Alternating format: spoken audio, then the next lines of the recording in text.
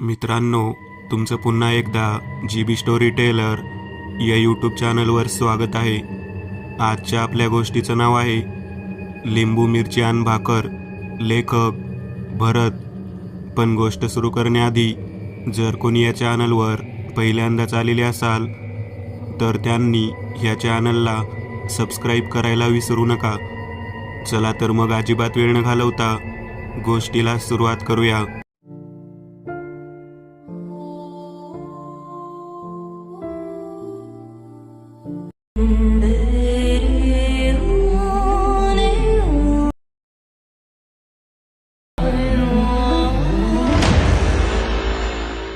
रत्नागिरी कोकणची राजधानीच म्हणा ना एक प्रकारे. निसर्ग सौंदर्याने नटलेले लाल मातीतील फणसासारखे गोड शहर. मला रत्नागिरीला येऊन 5 वर्ष झाली होती. मी मूळचा खानदेश, जळगाव या जिल्ह्याचा. सपाट भूभाग, उष्ण हवामान आणि न लाभलेला समुद्रकिनारा. त्यामुळे उन्हाळ्यात मी देखील लहानपणी त्रस्त होऊन जात असे. माझं शिक्षण MCOM झाल्यानंतर परीक्षा देऊन मी बँकेत रुजू झालो आणि 5 वर्षानंतर माझी बदली रत्नागिरीला झाली. माझ्या आनंदाला पारावार उरला नव्हता जेव्हा मला कळलं की कोकणमध्ये माझी बदली झालीये. मला समुद्र बघायला मिळणार, तेथील कोकणी व्यंजन चाखायला मिळणार. खास म्हणजे इकडच्या तापट हवामानापासून थोडी सुटका होणार होती. आता बघत बघत 5 वर्ष उलटली. माझ्या इच्छाही पूर्ण झाल्या होत्या आणि घराची ओढही लागत होती. मला पुन्हा गावाकडे बदली करायची होती. शिवाय एक विचित्र आणि भयावह कारणही होतं माझं रत्नागिरीत न थांबण्याचं.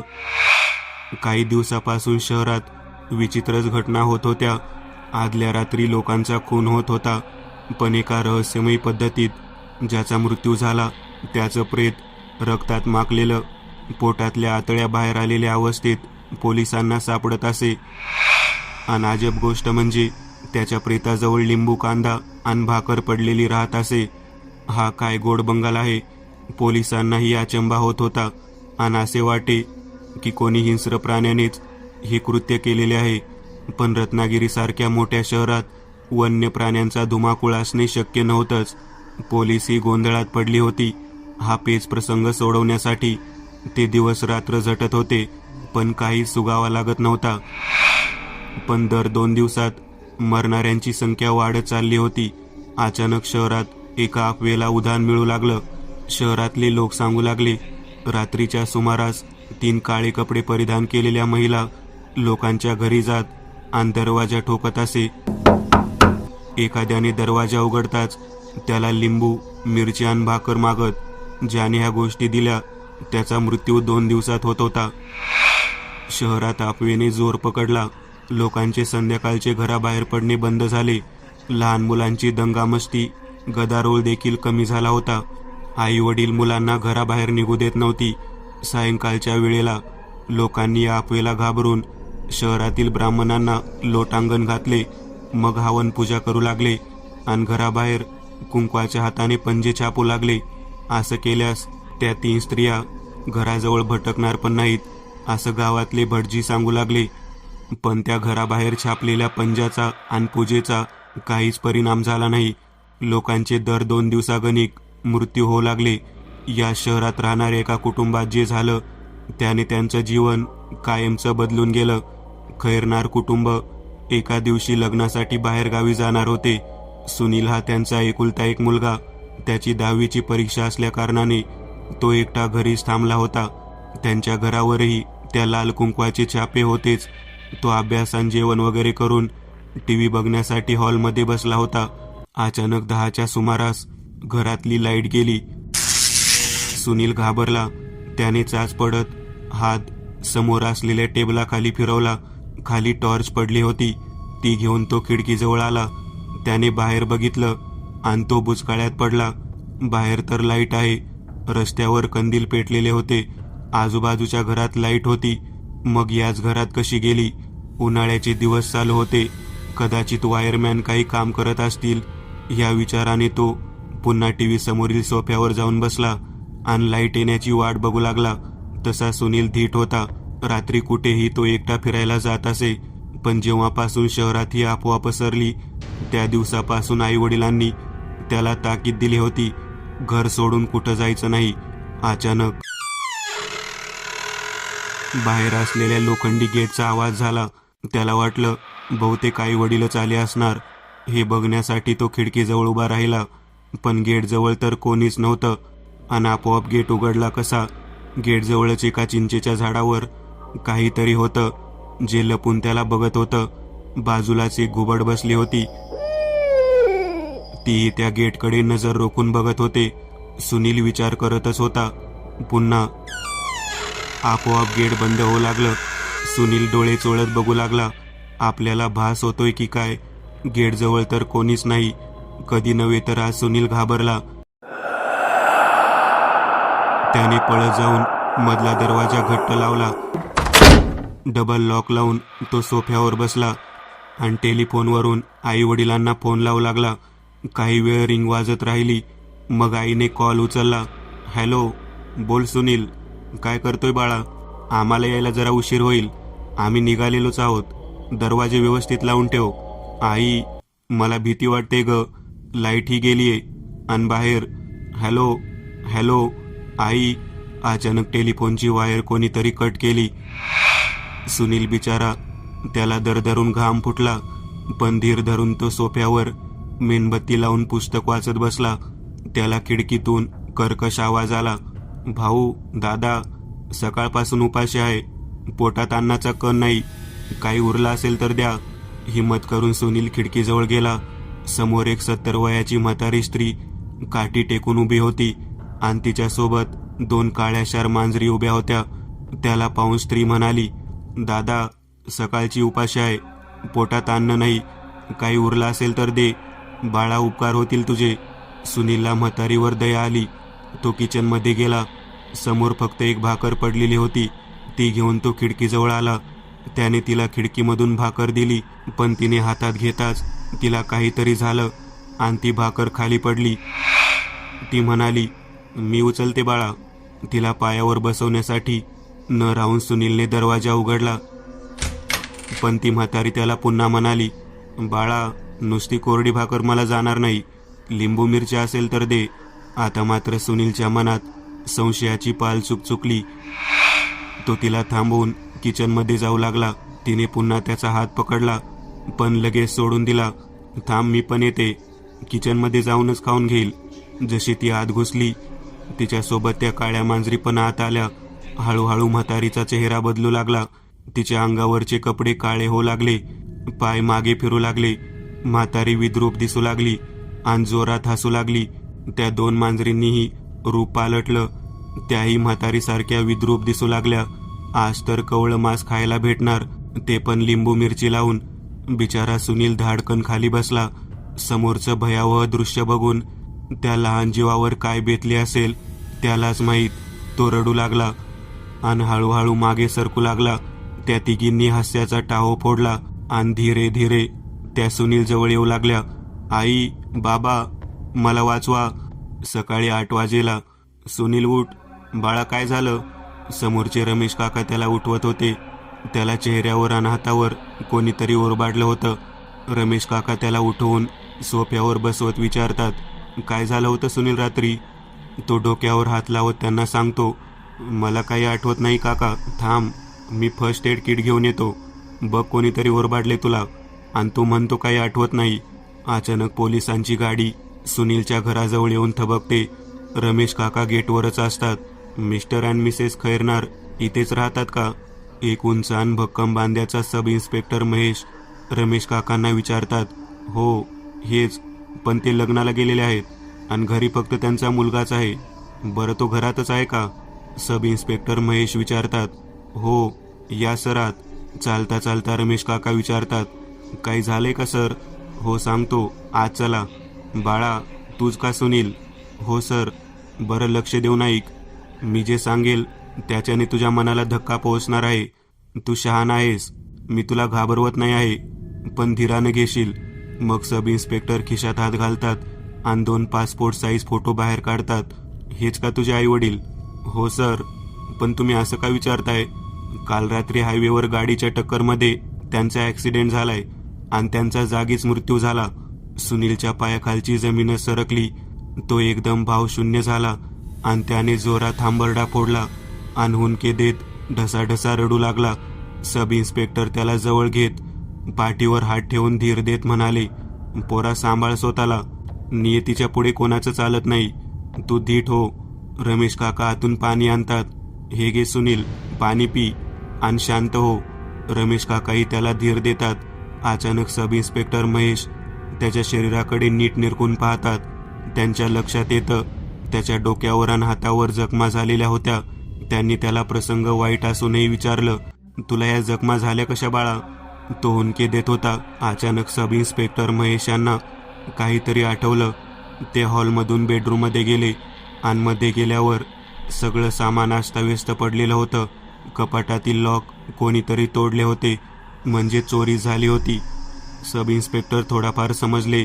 त्यांनी पुन्हा बाहेर येऊन सुनीलला विचारलं, बाळा काय झालं होतं रात्री? हे बघ, मी 100 दिवसापासून शहरातील होणाऱ्या खुनांचा तपास करत आहे आणि आज तुझ्या घरी चोरी झालीये. पण कोण करते याचा अजून थांग पत्ता लागत नाहीये आणि खुनाचाही. असंही मी जरा स्पष्टच बोलतोय. तुझ्या अंगावर त्याच खुणा आहेत ज्या मैताच्या शरीरावर मला आढळून आल्यात. तू जर मला या केसमध्ये मदत करशील तर मला तुझा जीवही वाचवता येईल. तुझ्या आईवडिलांना नक्की वाटत असेल की तू भरपूर शिकून नाव कमवावं आणि तू एक चांगलं जीवन जगावं, तरच त्यांच्या आत्म्याला शांती मिळेल. पण जर तू मला काही सांगणार नाहीस तर अजून निरपराध लोकांचा जीव जाईल. असं पण तुझ्याकडेही 2च दिवस आहेत आणि पोलीस खातं हातबलासारखं नुसतं बघत बसेल. प्लीज सांग मला. त्याच्याजवळ रमेश काकाही असतात. सब इन्स्पेक्टर महेश त्यांना 5 मिनिटं बाहेर पाठवतात. बाहेर कॉन्स्टेबल त्यांचीही चौकशी करतात. इकडे सुनील स्वतःला सावरत बोलू लागतो. सुनील हळूहळू शांत होतो आणि बोलतो, मी काल रात्री घरात एकटा होतो. अभ्यास वगैरे करून मी हॉलमध्ये TV बघत बसलो होतो आणि आई वडिलांची वाट बघत होतो. 10 वाजेच्या सुमारास अचानक लाईट गेली. मी लाईट येण्याची वाट बघत या सोफ्यावर बसलो होतो. बाहेर असलेला गेटचा आवाज झाला. मला वाटलं आई वडीलच आले असणार. मी ते बघण्यासाठी खिडकीजवळ आलो, पण गेटजवळ कोणीच नव्हतं आणि माझ्यासमोरच गेट आपोआप बंद झालं. मला डोळ्यावर विश्वास बसत नव्हता. कधी नव्हे मी काल रात्री घाबरलो. मी पळत जाऊन हॉलचा मेन दरवाजा आतून लावून घेतला आणि पुन्हा सोफ्यावर येऊन बसलो. त्यात खिडकीतून एका म्हातारीने मला आवाज दिला. ती भाकर मागत होती. मी तिला बघण्यासाठी खिडकीजवळ आलो. मला तिला पाहून दया आली. मी किचनमधून तिला भाकर आणून दिली आणि दरवाजा उघडून तिला पायरीवर बसायला सांगितलं. तिच्यासोबत 2 काळ्या मांजरीही होत्या. त्याही खूप विचित्र दिसत होत्या. मग ती म्हणाली, नुसती भाकर मला जाणार नाही, लिंबू मिरची असेल तर दे बाळा. मी किचनमध्ये जाणार तर लगेच तिने माझा हात पकडला आणि झटकन सोडला. ती म्हणाली, तुला त्रास नसेल तर मी पण येते किचनमध्ये तुझ्यासोबत आणि तिथेच खाऊन घेईल. तिने घरात प्रवेश केला आणि तिच्यासोबत त्या 2 काळ्या मांजरी पण आत आल्या. आणि बघता बघता त्या म्हातारीचा चेहरा बदलला आणि त्या काळ्या मांजरी पण हळूहळू मोठ्या होऊन स्त्रीचे रूप घेऊ लागल्या आणि चेटकींच्या रूपात त्या माझ्या समोर उभ्या राहिल्या. मी घाबरून गेलो आणि दणकन खाली पडलो. त्या मला धरायला जवळ येऊ लागल्या आणि पुढे मला काही आठवत नाही सर. सब इन्स्पेक्टर महेशने सगळी घटनाचक्र समजून घेतलं आणि त्यांना काहीतरी आठवलं. ते सुनीलला म्हणाले, तू म्हणालास की त्या म्हातारीने 2 वेळा तुला स्पर्श केला आणि दोन्ही वेळेस तिला काहीतरी झालं आणि तिने झटकन हात मागे घेतला. हो सर, सुनील म्हणाला. पुन्हा एकदा इन्स्पेक्टर महेशने नीट एकदा सुनीलच्या शरीराची तपासणी केली तर त्यांच्या नजरेत सुनीलच्या गळ्यामधील तावीजवर लक्ष गेलं. त्यांनी विचारलं, बाळा हे तावीज कसलं आहे आणि कोणी दिलं? हे तावीज माझ्या आईने महाकाली देवीच्या मंदिरात असणाऱ्या साधूबाबांकडून आणले. खूप प्राचीन मंदिर आहे ते आणि ते साधूबाबा खूप वर्षापासून देवीची उपासना करतात तिथे. त्यांनी त्या तावीजाला स्पर्श करून बघितला. त्यांना कसल्या तरी प्रचंड शक्तीचा अनुभव आला आणि त्यांना या कोड्याचा मार्गही सापडला. इन्स्पेक्टर महेश यांचा जसा भूताकेतांवर विश्वास नव्हता तसा त्यांना अंधश्रद्धा बाळगणाऱ्या लोकांवरही नव्हता. पण ते मूळचे धार्मिक वृत्तीचे गृहस्थ होते. मानला तर देव नक्की चमत्कार करतो, पण भोंदूबाबा देवाच्या नावावर फसवेगिरी करणाऱ्या लोकांवरही त्यांचा खूप संताप होता. शहरात होणाऱ्या घटनेचा डोंगरा एवढा प्रयत्न करून पण हाती मातीच लागत होती. म्हणून मुंगीला काडीचा आधार म्हणून त्यांनी एकदा त्या मंदिरात साधू महाराजांकडे जाण्याचा निर्णय घेतला. आणि या निरागस मुलाच्या जीवावर अजूनही मृत्यूचं संकट होतंच. बाळा सुनील, तू थोडा आराम कर. आपण संध्याकाळी त्या साधू महाराजांकडे जाऊ. तोपर्यंत मी पोलीस स्टेशनची कामे आटपून येतो. तुझ्या सोबतीला हे माधव काका असतील. इन्स्पेक्टर महेशने बाहेर उभे असलेल्या कॉन्स्टेबलकडे बोट केलं. तिकडे रमेश काकांची चौकशी पण पूर्ण झाली. कॉन्स्टेबलला त्यांच्या बोलण्यावरून काही संशयास्पद आढळलं नाही. पण ते म्हणाले, तुम्हाला स्टेशनला यावं लागेल. संध्याकाळी सुनील बेडवरून उठतो. झोप तर लागलीच नाही. आई वडिलांच्या आठवणीनं तो हुंदके देत होता. माधव काकाही त्याला खूप जीव लावत होते. इन्स्पेक्टर महेश सुनीलच्या घरी पोहोचले. त्यांनी फॉर्मल कपडे घातले होते, मंदिरात कोणालाही संशय येऊ नये म्हणून. आणि तसेही देवाजवळ कोणताही युनिफॉर्म चालत नाही. तिथे चालते ती श्रद्धा आणि भक्ती. मग तुम्ही राजा असो वा फकीर. चल बाळा सुनील, असं हिंमत सोडू नको. मी आहे तुझ्यासोबत. रमेश काकाही म्हणाले, कृपया मलाही तुमच्यासोबत घ्या. सर, या मुलाची काळजी वाटते. बरं ठीक आहे, चला तुम्ही पण. रमेश काका, इन्स्पेक्टर महेश आणि सुनील त्या मंदिराकडे रवाना होतात. महाकालीचे जागृत मंदिर शहरापासून 1 तासाच्या अंतरावर होते. रस्त्यात इन्स्पेक्टर महेश यांना वेगवेगळे विचार येत होते. त्या साधू महाराजाजवळ याचा काही इलाज असेल ना? सुनीलचा जीव कसा वाचवायचा? 1 तासानंतर ते मंदिराजवळ पोहोचले. लहानगा सुनील झोपी गेला होता. रमेश काका त्याला म्हणाले, बाळा सुनील, उठ. देवीचं मंदिर आलं. मंदिर फार प्राचीन होतं. 40 पायऱ्या, उंच कळस आणि महाकाली देवीची विशाल विकराळ मूर्ती. इन्स्पेक्टर महेशने कॉन्स्टेबलला गाडीजवळच थांबायला लावून ते तिघे वर चढू लागले. वर गेल्यावर आधी तिघांनी देवीचं दर्शन घेतलं. इन्स्पेक्टर महेश यांनी देवीला मनातल्या मनात काही नवस कबूल केला. तिघेही बाहेर आले. मंदिराच्या मागच्या बाजूने खाली एक रस्ता एका कुटियापर्यंत जात होता. सुनीलने इशारा करून सांगितलं, इथेच राहतात ते बाबा. सगळे कुटियाजवळ आले.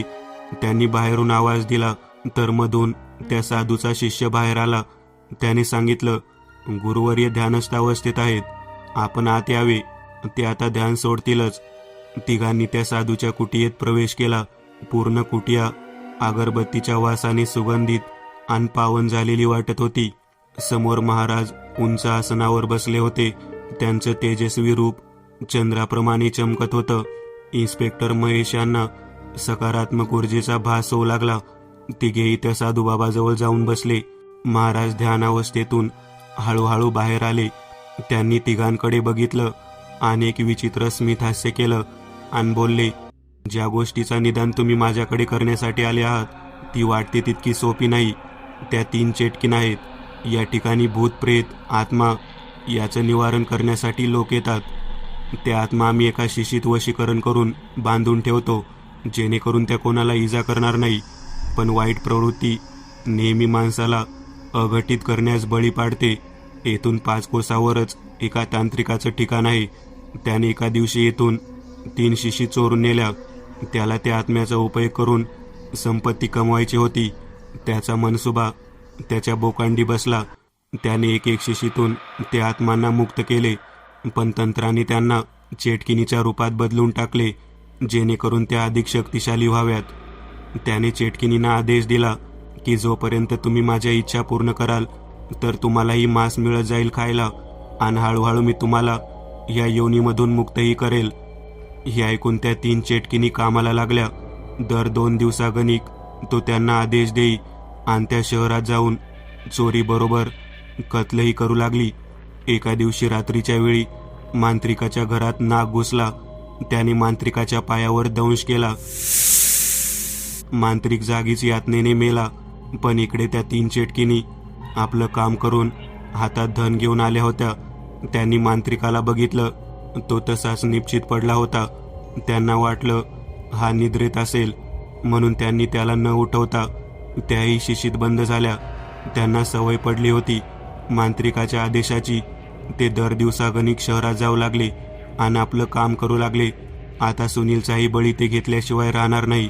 इतकी दिवस त्यांची शक्ती बळकट झाली आहे, त्यामुळे मीही त्यांना बांधू शकत नाही. इन्स्पेक्टर महेश म्हणाले, महाराज, मला काही करून या गरीब मुलाचा जीव वाचवायचा आहे. याच्यासोबत जो अनर्थ झाला तो 7 दुश्मनावर पण होऊ नये. मी डोळ्यासमोर अघटित होताना बघू शकत नाही. अनासा हात धरूनही. महाराज, मी देवभोळा आहे, पण अंधश्रद्धाळू नाही. देव संकटाला धावून येतो कोणत्या ना कोणत्या रूपात, अशी माझी धारणा आहे. तोच करता करविता.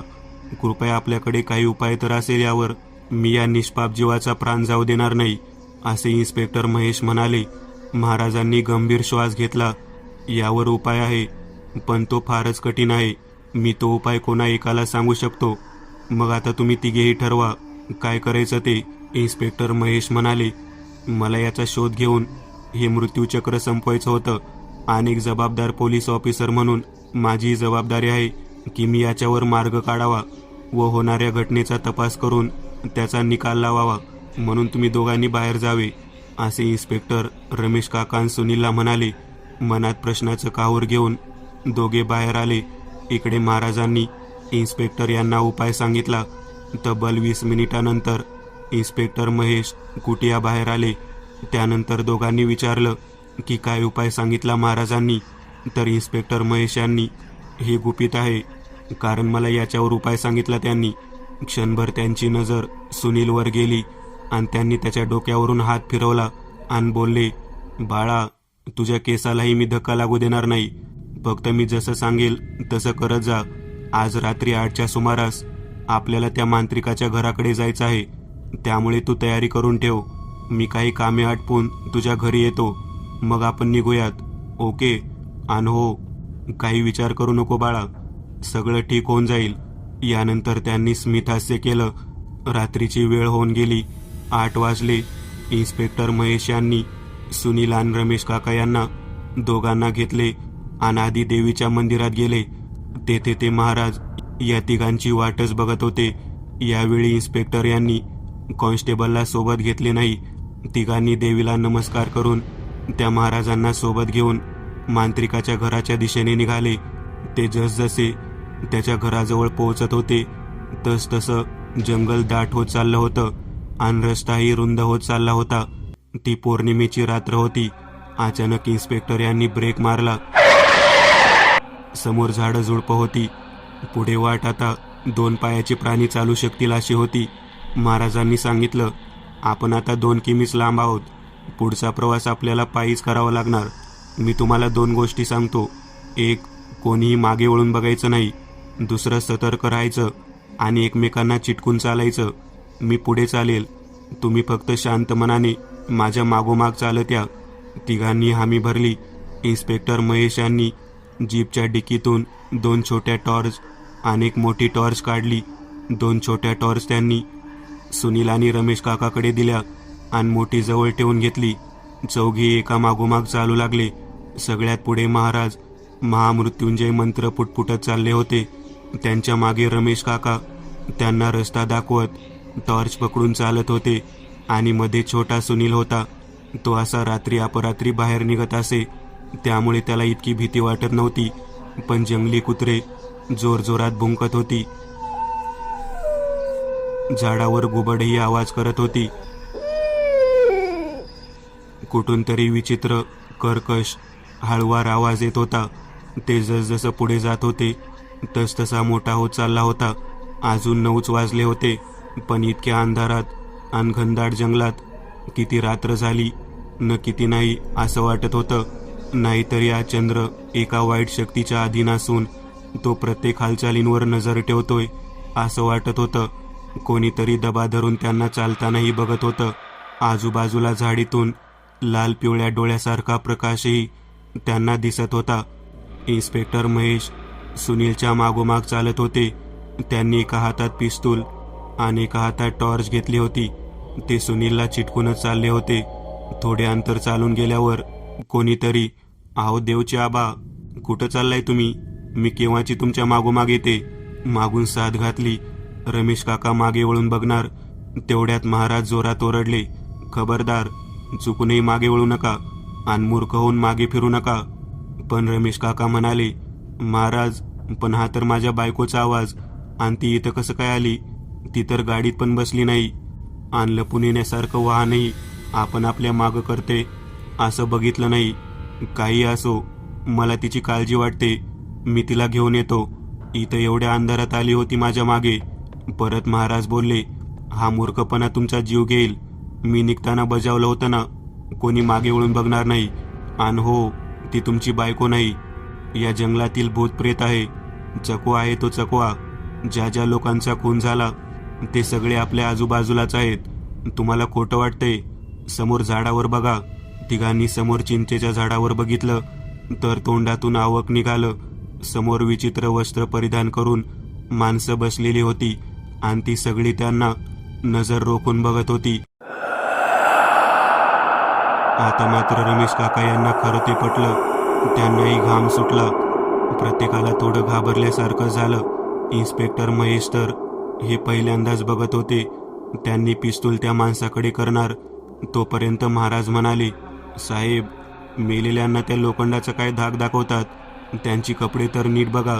इन्स्पेक्टर महेश यांनी नीट टॉर्च करून बघितलं तर त्याच्या शरीरावर जखमा होत्या आणि हळूहळू प्रत्येकाच्या हृदयातून आणि डोळ्यातून रक्त बाहेर येऊ लागलं.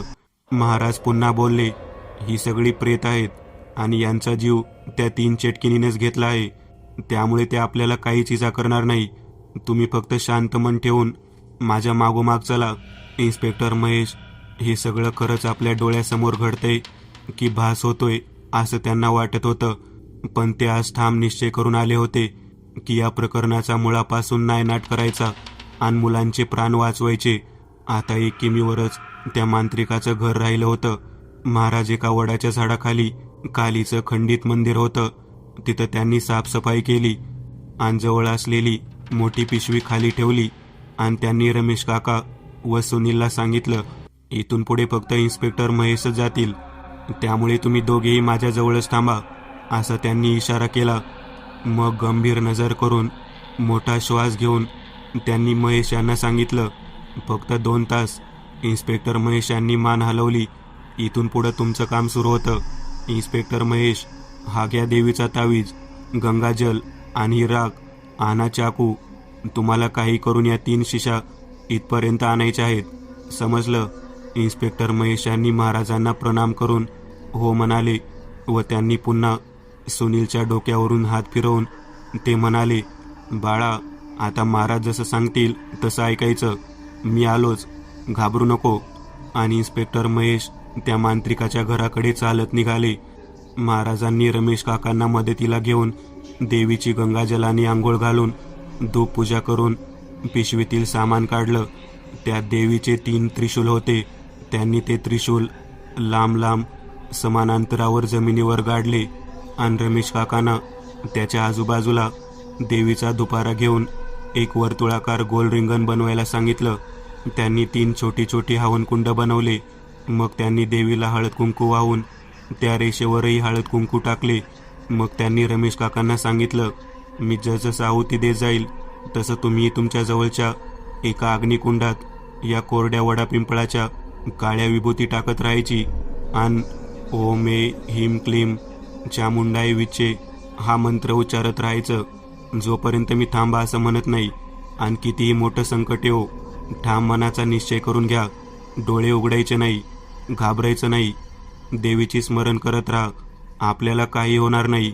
रमेश काकाही जणू आज मनाशी हिमतीची गाठ बांधून आले होते. कितीही झालं तरी या अनाथ मुलाला या संकटातून सोडवल्याशिवाय मी राहणार नाही. त्यांनी महाराजांना होकार भरला आणि ते हवनकुंडाजवळ बसले. मग महाराजांनी सुनीलला जवळ घेऊन प्रेमाने समजावले, हे बघ बाळा सुनील, तुला या रिंगणाच्या मधोमध बसायचं आहे. तुला कोणत्याही परिस्थितीत हे रिंगण ओलांडायचं नाही आणि तूही देवीचा जाप करायचा बरं का. इन्स्पेक्टर महेश जे करायला गेले ते खरंच कठीण आहे. त्याला काळीजही कठोर लागतं. देवीची कृपा राहिली तर तुम्ही दोघेही संकटातून निघून याल. सुनीलला मनोमनी वाटलं की महाराज दोघेही निघून जाल असं का म्हटले असतील. इकडे इन्स्पेक्टर महेश रस्ता चाच पडत त्या मांत्रिकाच्या घराजवळ पोहोचतात. त्यांच्यासमोर 3 मांजरी त्या घराच्या छतावर जोरजोरात विचित्र हास्य करताना त्यांना दिसल्या. त्या तिघी चेटकिनी होत्या. त्यांनी इन्स्पेक्टर महेश यांच्या शरीराचा वास घेतला तर त्यांना कळलं की आपला शिकार आपल्या जवळपासच चालून आलेला आहे. म्हणजे सुनील. त्यातील 2 मांजरी वटवागळाचं रूप घेऊन सुनीलच्या दिशेकडे रवाना झाल्या. अनेक तिथंच अदृश्य रूपात थांबून इन्स्पेक्टर महेश यांना बघू लागली. महाराजांनी सांगितलं होतं की 2 तासापर्यंत मी त्या 3 चेटकिनींना सुनीलचा जीव घेण्यापासून थांबवू शकतो. तोपर्यंत तुम्हाला त्या 3 शिशीमधून आणि त्या 3घांपैकी एकाच्या केसाचा गुच्छा कापून माझ्याजवळ घेऊन यायचा आहे. मनात निर्णय करून ते आत शिरले. तिथं त्यांनी जे बघितलं ते फारच विचित्र आणि किळसवाणं होतं. समोर दगडावर त्या मांत्रिकाचा मृतदेह सडत चाललेला होता आणि आजूबाजूला किडे मकोडे, उंदीर त्याचं सडलेलं मांस खात होते. त्यांनी पूर्ण घराची पाहणी केली. त्या मांत्रिकाने जमिनीवर एका ठिकाणी कुलूप लावले होते. तो दरवाजा होता तळघरात जाणारा. इन्स्पेक्टर महेश यांनी मग कसे बसे ते कुलूप तोडले आणि आत गेले. आत गेल्यावर त्यांनी बघितलं धनाची उंच रास पडलेली होती आणि एका टोपलीत ज्याच्यात नाक ठेवतात त्यात त्याने 3 शिशी ठेवल्या होत्या. त्या 3 शिशी घेऊन ते बाहेर आले आणि बाहेर बघता तर त्यांचे डोळे विस्फारले. त्या मांत्रिकाची डेड बॉडी गायब होती. समोर एक म्हातारी बसलेली दिसली. तिचे केस विस्कटले होते आणि ती सारखं मागं पुढे हालत होती आणि जमिनीवर नजर रोखून बघत होती. इन्स्पेक्टर महेश यांनी तिला विचारले, हे म्हातारी, तू कोण आणि तू इथं कसं काय आलीस? तिने एक विकराळ हास्य केलं आणि चेहरा इन्स्पेक्टर महेश यांच्याकडे फिरवला. आज पहिल्यांदा इन्स्पेक्टर महेश यांना भीती वाटून दरदरून घाम फुटला. समोर त्या म्हातारीचा चेहरा फारच भयावह होता. तिच्या डोळ्यात रक्त होतं, नाकाजवळ आळ्या चालत होत्या आणि ती जोरजोरात मांस चावत होती. तिच्या तोंडात त्या मांत्रिकाच्या छातीचा तुकडा होता. हे बघून इन्स्पेक्टर महेश यांना मळमळ होऊ लागली. मग ती जोरात किंचाळली, काय वाटतं मानवा, जिवंत जाऊ शकतोस? आज तर आम्हा 3घांना 2-2 जणांचं मांस मिळणार. इन्स्पेक्टर महेश यांनी क्षणाचा विलंब न करता जवळ असलेलं गंगाजल आणि राख त्या मांत्रिकाचा मृतदेह जिथं होता तिथं टाकली आणि एका वाप्यासारखं काही तर धूर निघून तो आकाशात गेला. तसंच त्यांनी गंगाजल आणि राख त्या चिटकिनीवर टाकलं. तिला थोडं जळल्यासारखं झालं. ती चिडली आणि तिच्या मूळ रूपात आली. मोठे मोठे जमिनीपर्यंत मोकळे केस, खोल मोठे डोळे, त्या फक्त पांढरे धब्बे आणि मोठे मोठे लाल दात होते तिचे. ती संतापात म्हणाली, रे मूर्खा, तुला काय वाटतं त्या साधूच्या पाण्याचा आणि राखेचा वापर करून तू जिवंत वाचशील? पुन्हा ती हसली. इकडे त्या 2 चेटकिनी सुनील जवळ पोहोचल्या, पण त्या जसं त्याच्या जवळ जाणार तसं जोराची वीज कडाडून त्या दोघी दूर फेकल्या गेल्या. त्यांनी बघितलं की त्या साधूने सुनीलच्या अवतीभोवती महाकाली रक्षा कवच बनवला आहे आणि तो हवन कुंडाजवळ यज्ञ करत आहे. त्या चिडल्या, पण त्यांनी डोक्याने काम घेण्याचं ठरवलं. त्यांनी रूप पालटलं आणि सुनीलचे आई वडील बनून ते त्याला त्या रिंगणाबाहेरून हाक मारू लागले, बाळा राजा सुनील, बघ आम्ही तुला घ्यायला आलोय. बघ तुझी आईही आलेली आहे. एक चेटकीन, हो बघ राजा, आम्ही जिवंत आहोत. चल आमच्यासोबत घरी, हे तुझा बळी देणार आहेत. तू इथं थांबू नको. जेव्हा सुनीलने मागे वळून बघितलं तर त्याच्यासमोर त्याचे आई वडील उभे होते. तो भारावला आणि त्यांच्याकडे जाऊ लागला, पण महाराजांनी अंतर्नयनाने बघून त्याला मनात हाक मारली, थांब सुनील, ते तुझे आई वडील नाहीत. ते आता जिवंत नाहीत. समोर उभे असलेले ते चेटकीन आहेत आणि तुझा जीव घ्यायला आले आहे. थांब, नाहीतर माझी आणि इन्स्पेक्टर महेश यांची मेहनत वाया जाईल. तू जर रिंगणाबाहेर गेला तर मीही हातबल होईल, म्हणून बाहेर पडू नकोस. सुनील रिंगणाबाहेर पाय टाकणारच होता की तो भानावर आला आणि पळत जाऊन पुन्हा रिंगणाच्या मध्ये जाऊन उभा राहिला. त्या चेटकीने आता चवताळून उठल्या. त्यांनी त्यांचं मूळ रूप पालटून जोरजोरात त्या साधू आणि रमेश काका यांच्यावर प्रहार केला. साधू आणि त्याच्या शरीरावर तलवारीसारखे घाव लागू लागले. दोघींना फार त्रास होऊ लागला. अंगावर उरण उठले, पण तरीही हवनकुंडात दोघेही आहुती देत जोरजोरात देवीला साथ घालतच होते. इकडे इन्स्पेक्टर महेश यांच्यावर त्या चेटकिनीने हल्ला केला, पण गळ्यात तावीत असल्याने त्यांना काही झाले नाही, पण जोराचा धक्का लागून ते जमिनीवर कोसळले. त्यांच्या हातातील गंगाजल खाली सांडले आणि राख हातात त्यांनी पकडून ठेवली. दोन्हीकडे घमसान युद्ध जणू चालू होतं. ती चेटकीन इन्स्पेक्टर महेश यांच्याकडे मांजरीसारखी झेपावली. तसे इन्स्पेक्टर महेशांनी जवळच असलेली राख तिच्या डोळ्यात फेकली आणि ती जमिनीवर जाऊन पडली. तसेच इन्स्पेक्टर महेश स्वतःला सावरत उठून ते पळत सुटले. पण त्यांचे पाय कोणीतरी जखडून ठेवले असं त्यांना वाटत होतं आणि त्यांच्या छातीजवळही दुखायला लागलं होतं. इकडे आता त्या चेटकिनीची शक्ती प्रबळ होत चालली होती. महाराज आणि रमेश काका पूर्ण रक्ताने माखून गेले होते, तरी त्यांनी देवीचा जप चालू ठेवला. अंगावर फार खोल जखमाही झाल्या होत्या. महाराज तपस्वी असल्यामुळे त्यांना इतका त्रास होत नव्हता, पण रमेश काका यांच्या अंगावर जणू वीजच कोसळत होती. सुनील सगळं बघत होता. त्याला सुधरत नव्हतं. तो रडायला लागला, पण त्याच्या रडण्यापुढे त्या चेटकिनीच्या हसण्याचा आवाजच खूप मोठा होता. फार मोठी कालरात्र होती ती सुनीलच्या आयुष्यातली. इकडे इन्स्पेक्टर महेश पळत सुटले. त्यांनी 3 शिशी घेऊन ती चेटकीनही स्वतःला सावरून एखाद्या विजेप्रमाणे इन्स्पेक्टर महेश यांच्या मागे धावली. अचानक धडाम, इन्स्पेक्टर महेश यांना कोणीतरी धक्का दिला आणि ते तोंडावर पडले. त्यांच्या डोक्याला मोठी जखम झाली, तरी ते कसेबसे देवीचा गजर घालून उठले आणि पुन्हा पळू लागले. ती चेटकीन त्यांच्यावर मागून वार करू लागली. यावेळी इन्स्पेक्टर महेश यांना जोराचा मार बसला होता. ते यातनेने विवळत होते, पण मनाशी ठाणून होते की जोपर्यंत मी सुनीलचा जीव वाचवत नाही तोपर्यंत मी थांबणार नाही. ते सुनील जवळ पोहोचले. त्यांनी बघितलं त्या 2 चेटकीन महाराज आणि रमेश काका यांच्यावर प्रहार करत होत्या. त्यांनी 2 गोळ्या त्यांच्यावर फायर केल्या. तशा त्या अजून चिडल्या. मग इन्स्पेक्टर महेश यांनी जोरात महाराज अशी हाक दिली आणि त्या 3 शिशा 10 फुटावरून महाराजांकडे फिरकावल्या आणि त्यासोबत त्या 2 चेटकिनी महाराजांकडे धावल्या. पण एक चेटकीन इन्स्पेक्टर महेश यांच्या मागे होती. तिने इन्स्पेक्टर महेश यांच्यावर धाव घेतली आणि क्षणात त्यांच्या छातीवर नख घालून त्यांना घायाळ केलं. सुनील न राहून इन्स्पेक्टर महेश यांचा जीव वाचवायला धावला आणि त्याने अनाहूतपणे रिंगण ओलांडलं. इन्स्पेक्टर महेश यांनी हिंमत सोडली नव्हती. त्यांनी कसेबसे त्या चेटकिनीचे केस जोरात पकडले आणि एका हाताने कैची घेऊन कापून सुनीलकडे दिली आणि म्हणाले, लवकर महाराजाकडे दे. तो धावत गेला, पण समोर इकडे त्या चेटकिनी महाराजांना इजा करू लागल्या. रमेश काकाही आता विवळून बेशुद्ध पडले. महाराजांनी सुनीलला सांगितलं, ते केस माझ्याकडे दे लवकर. सुनीलने ते केस वर फेकले. तसेच त्या 2 चेटकिनी पण आकाशात झेपावल्या. त्यांनी केस हातात झेलले, पण एक केस जाऊन महाराजाजवळ गेला. त्यांनी तो शिशीत बंद करून त्या 3 शिशी 3 हवनकुंडात टाकल्या. त्याचबरोबर हवनकुंडात विस्फोट झाला. एका धमाक्यासारखा प्रकाश जंगलात पसरला. त्या 3 चेटकिनीचा आधी काळा धूर झाला, मग हळूहळू त्या अग्निकुंडाकडे ओढल्या जाऊ लागल्या आणि जाऊन अदृश्य झाल्या.